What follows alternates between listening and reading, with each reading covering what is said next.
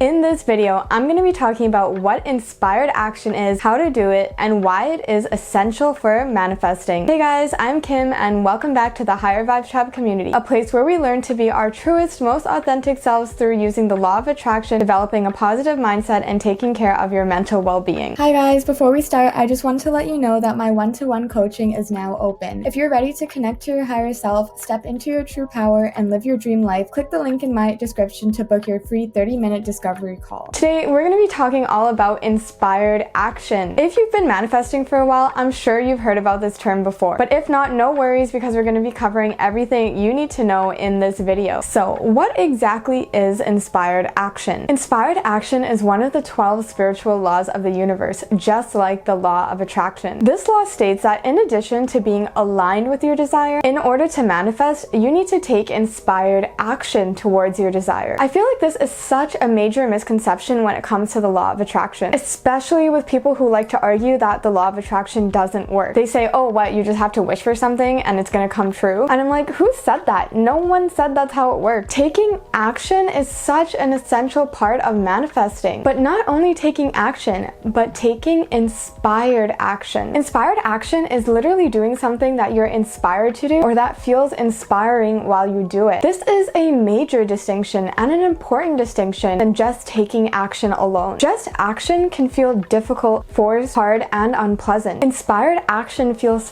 fun, exciting, lighthearted, enjoyable. And don't get me wrong here, I am not saying that you won't have to work hard or that you're going to enjoy every single aspect of what you're doing. But in general, you will feel passionate and inspired when working towards your manifestations. We've been so conditioned that we think in order to achieve something great, it has to be hard or difficult, or that you have to suffer in order to get it. Like, yes, you have to work hard, but it shouldn't feel like suffering. You shouldn't feel like you're dragging yourself through the fire just to get to your goal. Achieving great things can and should feel good. And this is why I emphasize really manifesting what is aligned with your higher self and is in alignment with who you truly are. Because when you manifest something that just feels right and feels good, most action you take will feel inspired because everything is just in alignment and you just have this knowing that it's the right way to go. So let's talk about how to figure out if something is inspired action or not and how to take inspired action. And by the way guys, if you're enjoying this so far, I would really appreciate it if you could take a second to like, subscribe, and hit that bell notification. It would ensure that you never miss a video and would allow me to keep making videos for you guys. So yes, how do we know if something is inspired action and how exactly do we act on it? So the first way to know if something is inspired action is you just get this idea out of nowhere. It can be related to your manifestation, but it doesn't have to be. Like, let's say you're trying to start your own side hustle and then you just have this idea out of nowhere to message an old friend, and then you start talking and you realize this friend can actually help you with exactly what you were struggling with in your business. This was your higher self giving you some guidance. So it gave you this random idea that popped into your head. Random idea. Because your higher self knew it would give you some info to lead you in the right direction. Or inspired action could literally be just a random idea, like some random dream you have. Let's say you're super passionate about, I don't know, meal prepping or something, and then you have this random idea that you should start a podcast about meal prepping. That is inspired action.